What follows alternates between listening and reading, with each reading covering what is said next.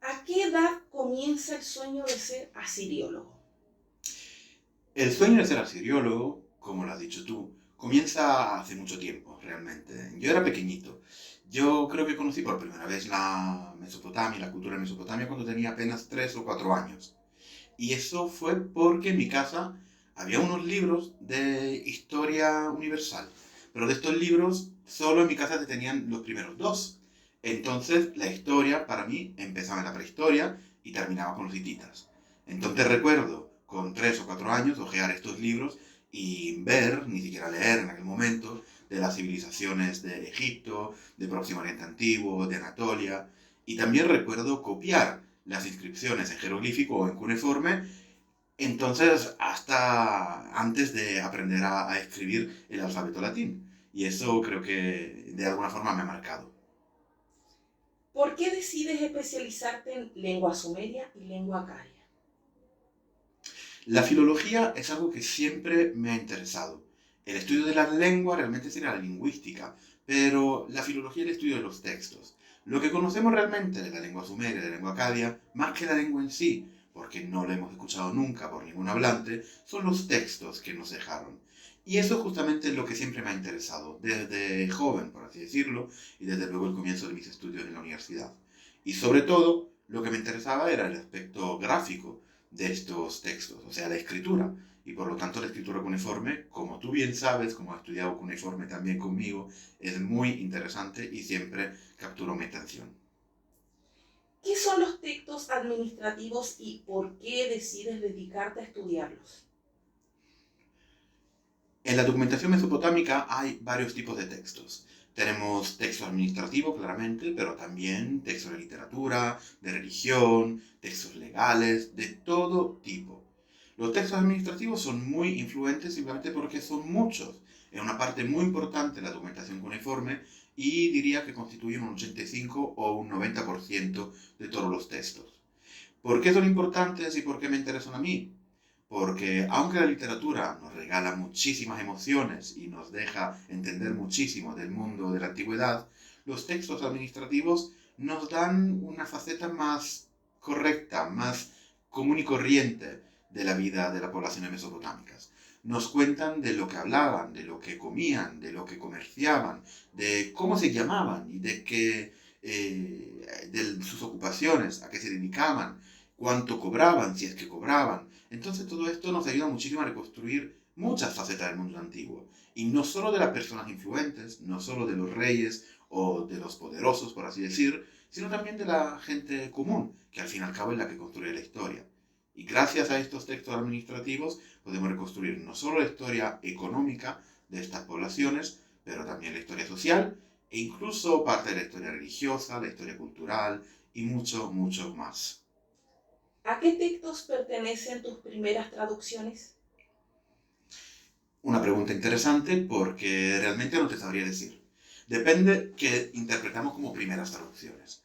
Yo, como muchos, estudié lengua sumeria, lengua acadia y unas cuantas lenguas más de la antigüedad próxima oriental en la universidad. Entonces, en aquel momento, leía y traducía los primeros textos, como ahora leen y traducen mis alumnos. Probablemente los primeros textos que traduje fueron textos de inscripciones reales. Por ejemplo, en Sumerio tenemos las inscripciones de Gudea, un rey de la segunda dinastía de Lagas, que nos dejó muchas inscripciones en estatuas y probablemente uno de los primeros textos fue uno de aquellos. Pero, si consideramos los primeros textos que he leído de verdad, textos que no estaban traducidos, no estaban leídos, no tenían transliteración, entonces probablemente han sido los textos de mi propia investigación doctoral y me he dedicado a estudiar textos administrativos de la región de Uma en la época protodinástica. Entonces puede que sean ellos los primeros textos que puedo considerar como mis primeros textos. ¿Algún maestro que haya dejado una huella en tu formación como asiriólogo? Son muchos los maestros que han dejado huellas de mi formación de asiriólogo, obviamente. Y sería injusto no nombrar mis dos profesores y directores de tesis. En aquel momento, yo hice un doctorado entre Italia y Alemania. En Italia dirigió mi tesis Franco D'Agostino, que trabaja en la Universidad Sapienza de Roma, y en Alemania me dirigió Manfred Krebernik, que trabaja también como asiriólogo en la Universidad de Jena, en Thüringen. Los dos son maestros para mí y los dos han cuidado de mí de una forma distinta. ¿De qué forma? Cada uno me ha dejado alguna pasión. Franco de Agostino fue el primero en hacerme apasionar a la sumerología, el estudio de los textos sumerios, y también a la administración y a la economía.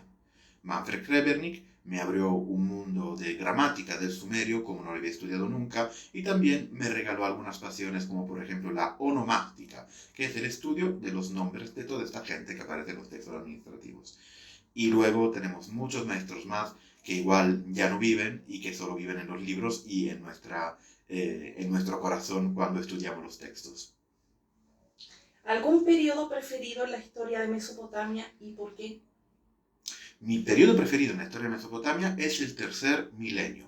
Sí, tal cual lo habéis escuchado, generalmente los asiriólogos dividimos la historia en milenios, ni siquiera en siglos o en décadas. Esto porque claramente estamos hablando de 3 milenios de historia y trocearlos es una cuestión bastante complicada. Por lo tanto, te hablo de tercer milenio porque nos encontramos en la época principal de la población sumeria, donde el sumerio todavía era una lengua viva y donde podemos encontrar textos escritos por escriba que hablaban y escribían de forma nativa el sumerio. Y ahí tenemos una faceta distinta de Mesopotamia, una faceta todavía en construcción. La época donde más me siento cómodo es la época protodinástica y la época sargónica. O sea, estamos a mediados del tercer milenio. Y justamente cuando hablamos de la época sargónica estamos hablando del primer imperio de la historia universal. Y esto tiene su fascinación. ¿Un personaje preferido y por qué? Tengo muchos personajes preferidos, incluso fuera de mi tercer milenio. En el segundo milenio tenemos a Hammurabi. ¿Quién no conoce a Hammurabi? Su nombre lo tenemos ya incluso en los manuales de historia de secundaria o incluso de primaria. Y luego en el primer milenio tenemos a Nabucodonosor y a muchos más. Nabucodonosor, ¿por qué lo conocemos? Probablemente algunos de vosotros lo recuerdan por la ópera de Verdi, el Nabucco. Es el mismo personaje, exactamente. Pero mentiría si dijera que mi personaje preferido no está en el tercer milenio. Y ahí también tengo un problemita, porque le tengo mucho cariño a Lugal-Zaggisi, que ha sido un rey de Umma y luego de Uruk en el tercer milenio, a la final de la época protodinástica, que me ha regalado mi tema de tesis y cuyos textos he estudiado durante muchos años. Pero Lugal-Zaggisi será sustituido, digamos, en el tejido político y histórico de Mesopotamia por un nombre mucho más famoso, el nombre de Sargón de Akkad. Entonces, aunque Sargón realmente es el enemigo del señor que yo he estudiado durante muchos años, tengo que decirle que le tengo bastante cariño a Sargón y a todo lo acontecido de su reino, que luego se transformará en un imperio.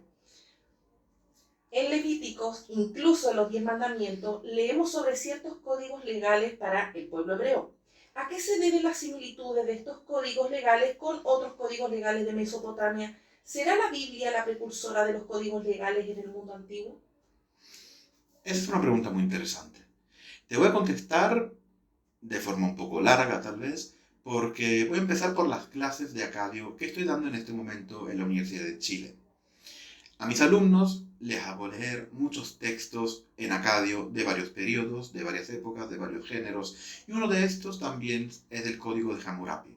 Es un código de leyes, donde nos encontramos con la ley del talión. Igual este nombre les suena a muchos de los que nos están escuchando. En esta ley del talión se dice ojo por ojo, diente por diente, ¿no? Y buey por buey, y pie por pie, si podemos añadir muchas cosas más. Y es interesante cómo estas expresiones las encontramos también en algunos libros y relatos bíblicos. Entonces, ¿primero el huevo o la gallina? Eso es complicado, aunque realmente no tanto.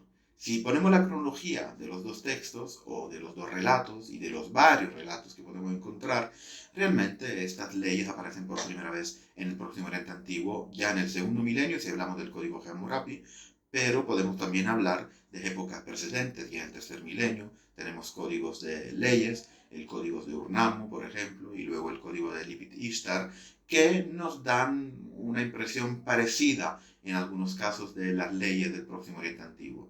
Entonces, volviendo a tu pregunta sobre el Levítico, es bastante normal pensar que todo este material cultural y todas estas leyes de alguna forma se hayan conservado en el Próximo Oriente Antiguo para luego llegar también al Levante y de alguna forma al relato bíblico. Por lo tanto, diría que el relato bíblico está absorbe completamente el legado cultural de Mesopotamia y de alguna forma lo hace suyo, y gracias a ello podemos encontrarlo también en nuestra modernidad y lo han entregado a la posteridad. Si el doctor Bramante no fuese asiriólogo, ¿qué otra profesión tendría y por qué? Esta la tengo, esta es muy fácil, sería pastelero.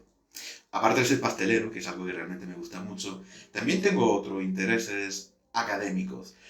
Yo soy un filólogo. Lo he dicho antes, la filología se dedica a los textos, no tanto a las lenguas, porque trabajando con sumerio y acadio es complicado saber cómo sonaban estas lenguas y por lo tanto trabajar con las lenguas. Pero igual podría ser lingüista. La lingüística es algo que me apasiona y dentro de toda la lingüística, como realmente trabajar con la lingüística del Próximo Oriente Antiguo no es nada fácil, igual me haría hispanista y trabajaría con el idioma español, porque es un idioma a que le tengo mucho cariño y como podéis escuchar, es un idioma que hablo siempre con mucho placer. Se me ocurrió una última. Adelante. La experiencia que te llevas a España de este curso que viste por primera vez en Latinoamérica, acá en Chile, de lengua calle. Vale, cuando quiero. Me llevo a España una experiencia muy interesante.